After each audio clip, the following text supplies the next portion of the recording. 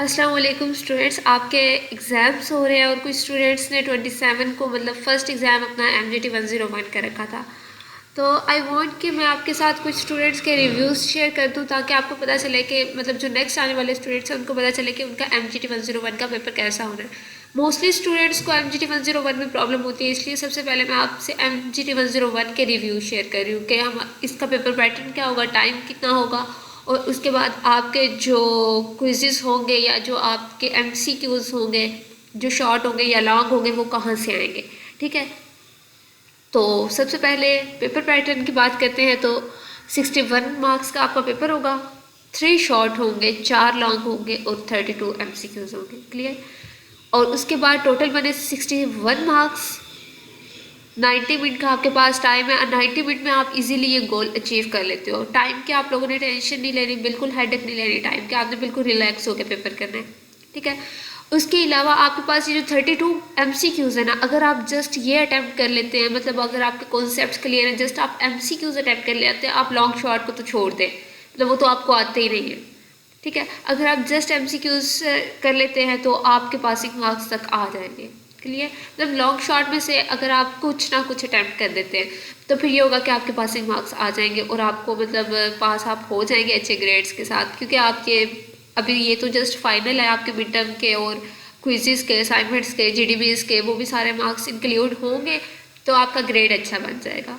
ठीक है, तो अभी आपने ये टेंशन नहीं लेनी फाइनल की कि आपका पेपर मुश्किल होगा। पेपर मुश्किल बिल्कुल भी नहीं होगा, अगर आपके कॉन्सेप्ट क्लियर है तो आप कर लेंगे। ठीक है, मैं आपके साथ एक स्टूडेंट का वॉइस मैसेज शेयर कर रही हूँ। ठीक है, आप सुने, क्योंकि मैं आपको बताती हूँ कि आप ना रट्टा मारें, आप सिर्फ कॉन्सेप्ट्स करें, तो फिर भी कुछ स्टूडेंट्स जो होते हैं वो इस बात को ईजी ले जाते हैं। तो आप अपने ही बैचमेट का सुने जो पेपर दे के आए हैं, तो फिर आप सुने और फिर आप देखें कि आपने अब कैसे करना है आगे, आपने रट्टा मारना है या आपने कॉन्सेप्ट्स करने हैं, क्योंकि अभी भी टाइम है। कॉन्सेप्ट जो है वो बहुत कम है और जो रट्टा है वो बहुत ज़्यादा है। अगर अभी भी आप कॉन्सेप्ट्स करेंगे ना तो आपका हो जाएगा। आप सुने ये मैसेज। है ना। बात रही कि असल असल बात यह है कि जब मैंने एक MGT स्टार्ट की थी ना, मैंने सोचा था यार MGT रख लेते हैं चलो, तो मैंने MGT रख ली।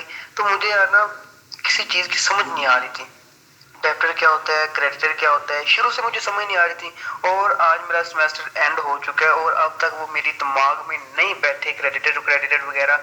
कहीं पे वो कहते हैं जी एक कंपनी क्रेडिट कर रही है, दूसरी डेबिट कर रही है, ठीक है, और कहीं पे क्रेडिटर आ जाता है और डेबिटर काउंट क्रेडिटर काउंट, यार ये मिक्स हो जाते हैं, सब खराब हो जाता है दिमाग बंदे का। और ये इसी में से पेपर आया हुआ है, जो आप पढ़ेंगे ना वही से पेपर आएगा। लेकिन होगा उससे मतलब कि एक क्विज उन्होंने उल्ट करके बताया, पूछा हुआ है कि आपका दिमाग घूम जाए बस, अब आपको आए ना क्विज। क्विज वही है जो हमने प्रिपेयर किए, लेकिन वहां पे स्टेटमेंट चेंज है, थोड़ी सी चेंज की हुई है, और वहां पे थोड़ा सा उन्होंने इफेक्ट डाला हुआ है ताकि हम ना वो कंफ्यूज हो जाए ऑप्शंस में। ठीक है, तो इस बात को आप कंसेप्ट क्लियर करो। मेरे कंसेप्ट क्लियर नहीं थे, सीधी बात है। आपके कंसेप्ट क्लियर होंगे तो क्विज आएंगे, वरना आपको क्विज नहीं आएंगे। सारा पेपर कॉन्सेप्चुअल ही था। कोई भी आप ऐसा कहेंगे ना कि ये मैंने पढ़ा हुआ है तो ये आ जाएगा, पढ़ा हुआ तो आएगा नहीं। बाकी हम जो क्विज कर रहे होते हैं पास पेपर्स के, हम क्विज छोड़ देते हैं दरमियान में से, यार ये मुश्किल लग रहा है, इसकी समझ नहीं आ रही है, इसको छोड़ो यार, इसका रट्टा ही लगना है। और वो जो रट्टे वाला हम छोड़ते हैं ना, इसका रट्टा ही लगना है, वही क्विज उसी किस्म का क्विज लगता है, ये मुझे अंदाजा हुआ है। देखिए, इनको तो अंदाज़ा हो गया है। ठीक है, मतलब पेपर करने के बाद अंदाज़ा हुआ है और ये अपना एक्सपीरियंस आपके साथ शेयर करें ताकि आपको पहले ही अंदाज़ा हो जाए और आप क्या करें, अच्छे से अपना पेपर अटेम्प्ट कर सकें। आपके साथ पास्ट पेपर शेयर किए जाते हैं, क्विज़ फाइल शेयर की जाती है MCQs की, और शॉर्ट लॉन्ग किए जाते हैं। मतलब मोस्टली यूट्यूबर्स आपके साथ शेयर करते हैं और मकसद जो उनका पीछे होता है वो एक ही होता है, मोटिव जो होता है वो यही होता है जस्ट कि आप उनसे कॉन्सेप्ट्स लें। आप ये ना करें कि उनको मतलब जो आपके पास फाइल आई आप उसको बस याद करें कि भाई मेरा पेपर अटैम्प्ट हो जाएगा, ऐसा कभी भी नहीं होने वाला। क्योंकि हर बच्चे का पेपर जो होता है वो दूसरे से डिफर करता है। उन्होंने बाय डिफ़ॉल्ट सिस्टम में पेपर बना दिया होता है और वो आपके पास रैंडमली आ जाता है कोई सा भी। ठीक है, तो ये आपकी लक पे डिपेंड करता है और दूसरा आपके कॉन्सेप्ट्स पे डिपेंड करता है कि आपके कॉन्सेप्ट्स कितने स्ट्रॉन्ग हैं। तो अब आप नेक्स्ट सुने। एंड पे था 4 क्वेश्चंस थे, ठीक है। एक मेरा लगा है एरर ऑफ ओमिशन, जो मुझे आता था। एरर ऑफ ओमिशन मैंने सही रटा मारा हुआ था, वो मैंने लिख दिया, एग्जांपल्स भी साथ लिख दी, ठीक है, एक थी एग्जांपल लिख दी। उसके बाद था एक क्वेश्चन कि उन्होंने मुझे बहुत सारी लिखी हुई थी, क्या स्टेटमेंट्स दी हुई थी, वहाँ पे बहुत सारा मवाद कंटेंट था वहाँ पे कि वो मुझे कह रहे थे कि इसमें से आपने करंट लायबिलिटीज निकालनी है। ठीक है, मैंने ऐसा किया कि लायबिलिटीज को तो मुझे पता है ना कि लायबिलिटीज क्या होती हैं, मैंने निकाली। बाकी अल्लाह जानता है कि सही है या नहीं, वो मुझे पता है कि सही नहीं है। बाकी एक का क्वेश्चन वहाँ पे प्रॉफिट निकालना था, नेट प्रॉफिट। और नेट प्रॉफिट यही होता है कि उसमें से सब कुछ निकाल दो, जो जो अखराजात हुए हैं, ओब्लिगेशन हुई है, जो कुछ भी हुआ ना उससे सेट वगैरह सब कुछ निकाल दो। एंड पे मैंने वो लिख दिया कैलकुलेट करके, वो भी ठीक है या नहीं वो मुझे नहीं पता। बस चार थे एंड पे, ये वाले एक शॉर्ट था, दो शॉर्ट थे, दो लॉन्ग थे, और शुरू में एमसीक्यूज थे। वो एमसीक्यूज तो कंसेप्चुअल थे। और यहाँ पे अगर हम बात करें तो इस स्टूडेंट ने कहा कि हमारे पास 2 शॉर्ट थे और 2 लॉन्ग थे, बाकी एमसीक्यू से, मतलब 2 शॉर्ट और 2 लॉन्ग। लॉन्ग 5-5 का भी हो और शॉर्ट 2-2 का भी हो, तो ये बने आपके 14 मार्क्स, और आपके 14 मार्क्स 61 में से मैटर नहीं करते, जबकि आपकी मेजोरिटी मैटर करती है जो आप एमसीक्यू से लेंगे। क्लियर? बाकी कॉन्सेप्ट्स इन्होंने बता दिया आपने कहाँ कहाँ से करने हैं। नेट प्रॉफिट का मैं भी आपको बता देती हूँ। सिंपल, आपने अपने हैंडआउट्स को ओपन करना है। हैंडआउट्स को ओपन करने के बाद आपने अपना जो होगा कीबोर्ड, वहाँ से कंट्रोल F प्रेस करना है। ठीक है, तो आपके पास ये एक बार आ जाएगी। यहाँ पे आपने लिखना है नेट प्रॉफिट। नेट प्रॉफिट लिखेंगे तो आपके पास ये नेट प्रॉफिट का फार्मूला आ जाएगा। ठीक है, ये यहाँ से हमारे पास जो इनकम स्टेटमेंट होती है, जो नेट प्रॉफिट यहाँ से आता है, आपने यहीं से कैलकुलेट करना है। आपने 3 जस्ट फॉर्मेट याद कर लेने हैं, इनकम स्टेटमेंट के, मैन्युफैक्चरिंग अकाउंट के और बैलेंस शीट के। ठीक है, अगर आप ये फॉर्मेट याद कर लेते हैं, मोस्ट इंपॉर्टेंट आपके फॉर्मेट ये है। ये देखें, इनकम स्टेटमेंट है और यहाँ पे ये नेट प्रॉफिट है। उन्होंने कहा जो जो चीज़ आती है वो आपने माइनस करते जाने हैं। ठीक है, तो उन्होंने अपना कॉन्सेप्ट रखा हुआ।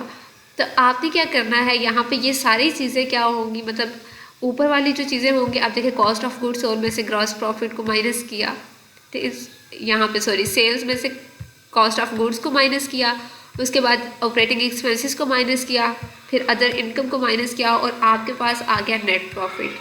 क्लियर?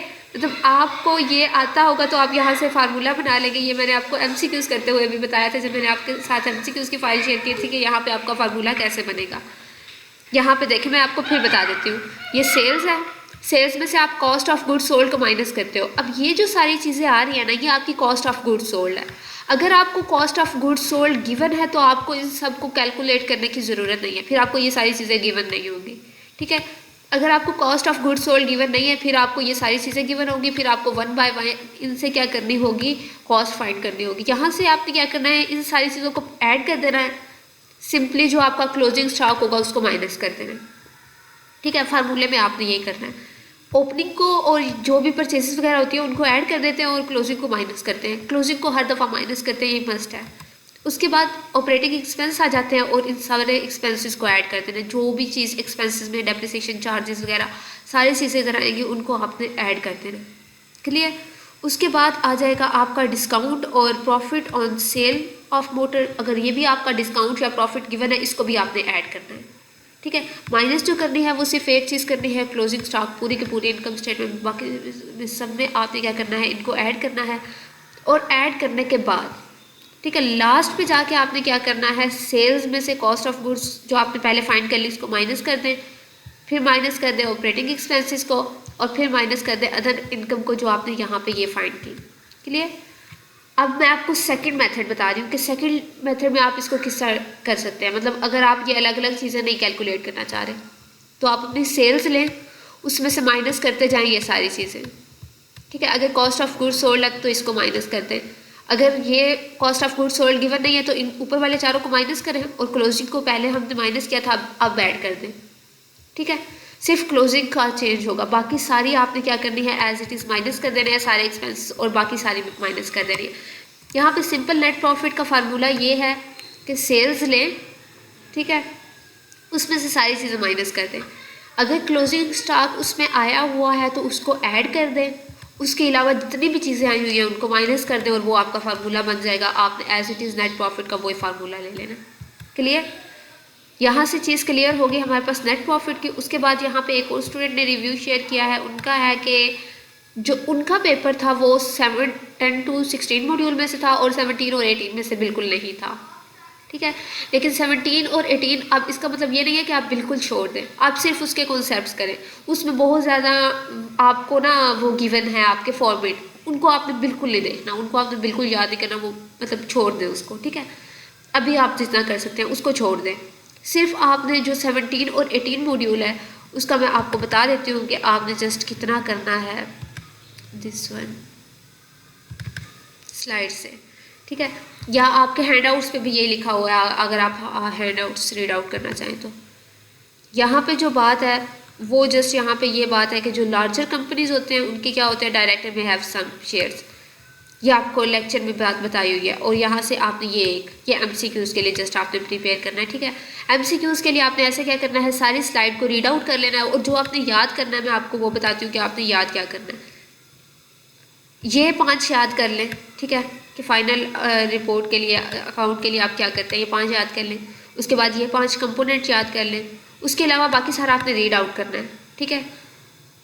ये सारा आपने रीड आउट करना है, आपको सारी चीज़ों का पता होना चाहिए।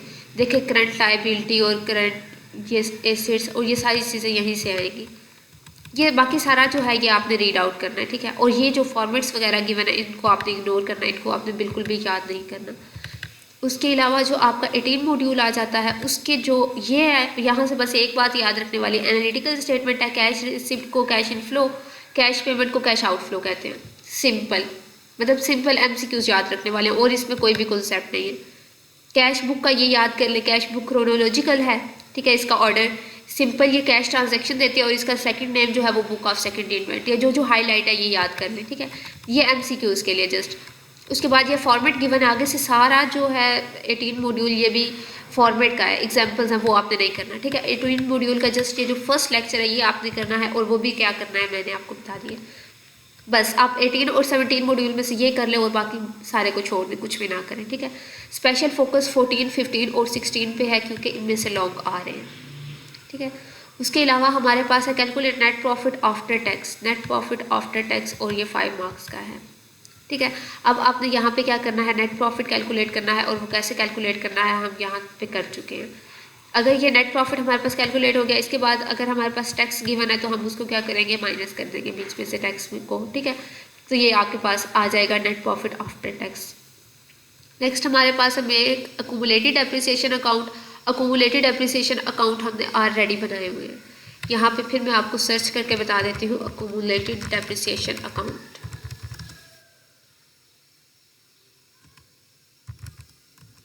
डेप्रिसिएशन दिस वन, ठीक है। ये जो आपकी एग्जांपल थी ये नहीं, ये नहीं, ये जो आपकी एग्जांपल है 10 मॉड्यूल में, ठीक है। ये आपकी ये जो ओपनिंग अक्यूमुलेटेड डेप्रिसिएशन दिया हुआ है और ये मेथड जो आपने अप्लाई करने थे 5, ठीक है। मतलब ये 2 मेथड थे, स्ट्रेट लाइन और रिड्यूसिंग बैलेंस, और उसके बाद नेक्स्ट और थे 5 मेथड थे आपके पास डेप्रिसिएशन के। एक आपने ये याद कर लेना है डेप्रिसिएशन के आपके पास कितने मेथड है, और दूसरा आपने ये याद कर लेना है हर मेथड मतलब अगर हम नेक्स्ट ईयर पे मूव करें तो वो डिक्रीज़ होता है, इंक्रीज़ होता है या फिर इक्वल रहती है उसकी अमाउंट, ठीक है। उसके बाद आपने ये याद कर लेना है और ये आपके मोस्ट इंपॉर्टेंट है। यहाँ से आपका एक क्वेश्चन मतलब MCQs भी आएंगे, शॉर्ट भी आएंगे और लॉन्ग में भी आ सकता है, ठीक है, पॉसिबिलिटी है। अब उनके पास आ गया है, ये इनके पास आया है लॉन्ग इनका, तो इनके मतलब इनका अगर इनको आता था तो इनकी लक है कि इनके 5 मार्क्स जो हैं वो इजीली यहाँ से गेन हो चुके हैं। ये आपने 10 मॉड्यूल में से कर लेना है, ठीक है। स्लाइड्स मैंने आपको गिवन दी हुई हैं तो वो आपने वहीं से कर लेना, बेशक आप हैंड आउट्स को ओपन ना करें। नेक्स्ट है calculate total of current assets. अब देखिए टोटल ऑफ करंट एसेट्स, यहाँ पे लिखते हैं हम अपने करंट एसेट्स, तो ये अब टोटल ऑफ करंट एसेट्स, ये देखें करंट एसेट्स का टोटल हम कैसे फाइंड करेंगे, जब हम इन सारी चीज़ों को ऐड कर लेंगे। सिंपल, ये सारी चीज़ें गिवन होगी, आपने क्या करना है इनको ऐड कर लेना है। यहाँ पे हमारे पास करंट एसेट्स, ये देखें यहाँ पे चीज़ें ज़्यादा से ज़्यादा गिवन है, तो आपने बस ये चीज़ ये देख लेने हैं कि ना आपको जो कौन कौन सी चीज़ें हैं जो आपकी करंट एसेट्स में आती हैं। अगर आपको ये पता होगा तो मतलब ये भी थोड़ा कॉन्सेप्चुअली आ जाता है, तो फिर आपको ये क्या होगा, ये करने में कोई भी प्रॉब्लम नहीं होगी। अब ये देख लीजिए, यहाँ से बेशक ये फॉर्मेट इसका, ये देखें अगेन हमारे पास बैलेंस शीट का फॉर्मेट आ गया। आपने जस्ट ये करंट एसेट्स जो है इनको याद कर लेना है, जितनी भी ये अमाउंट्स होंगी ना ये आपकी करंट एसेट्स की होंगी और आपने इनको याद कर लेना है, और जो जो अमाउंट आएगी आपने उन सबको ऐड कर देना है। मतलब जो जो क्वेश्चन में गिवन होगा वो आपके करंट एसेट्स होंगे, बस बेशक उन सबको ही प्लस कर दें। मतलब कोई हो सकता है कोई एक दो इजाफी एंट्री दी हुई हो जो हमारे पास फिक्स्ड एसेट हो, उसको आपने बस नहीं छेड़ना, बाकी सबको। उसके बाद हमारे पास डेटर्स कंट्रोल अकाउंट बनाना है, डाटा गिवन है। डाटा गिवन है तो कोई मसला ही नहीं है डेटर्स कंट्रोल अकाउंट का, अगर आपके पास जो है आपको फॉर्मेट आता है, ठीक है। डेटर्स कंट्रोल अकाउंट का अगर आपको फॉर्मेट आता है तो आपके पास कोई भी प्रॉब्लम नहीं है। डेटर्स कंट्रोल अकाउंट, यहाँ पे सर्च करते दिस वन, ये आपके पास फॉर्मेट डेटर्स कंट्रोल अकाउंट का।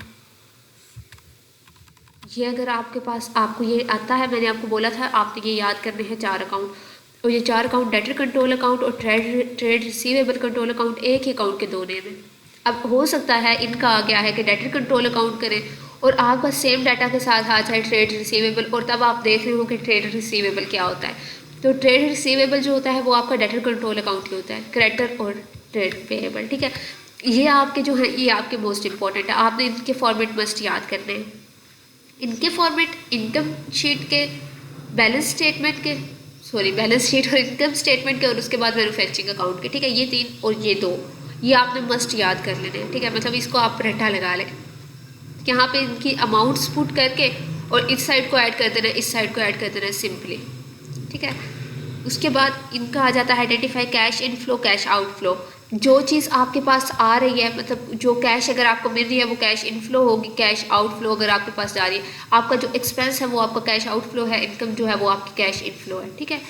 उसके बाद आता है cost of goods manufactured. Goods manufactured की कॉस्ट का फार्मूला भी हमें यहाँ से मिल जाता है इनकम स्टेटमेंट से, कॉस्ट ऑफ गुड्स सोल्ड, ठीक है।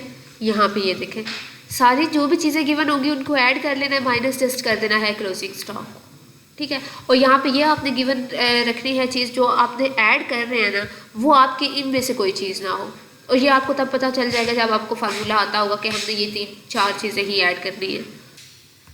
जस्ट एक ही चीज़ को यहाँ पे आपने माइनस कर देना है। नेक्स्ट आपके पास आता है यहाँ पे calculate cost of inventory, both NRV and cost of inventory has to calculate to reach the result, ठीक है। Cost of inventory, cost of inventory यहाँ पे आपने क्या कर लेनी है, फाइंड कर लेनी है इन्वेंट्री, दिस वन, ये जिस तरह कॉस्ट ऑफ इन्वेंट्री यहाँ पे फाइंड किया है। कॉस्ट ऑफ इन्वेंट्री का हमारे पास अब क्या फार्मूला है, फिनिश गुड्स में क्या करना है आपने, वर्क इन प्रोसेस गुड्स को प्लस कर देना है, ठीक है। इन दोनों को प्लस करेंगे तो आपके पास कॉस्ट ऑफ इन्वेंट्री आ जाएगी, सिंपल।